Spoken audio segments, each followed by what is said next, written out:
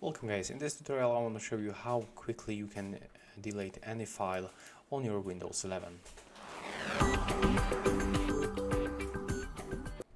Okay, so as you can see right here I have two files, the text and the folder. So if you want to delete this one, just click with the right mouse button and select this option. And as you can see, we easily remove it.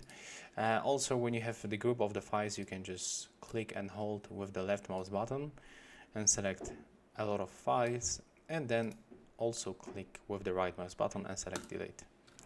As you can see right now, we easily get rid of that, and that's our trash that we can just make it empty, and yeah, that's all. As you can see, that was very simple. If you find it helpful, just remember to leave a like, comment and subscribe to our channel.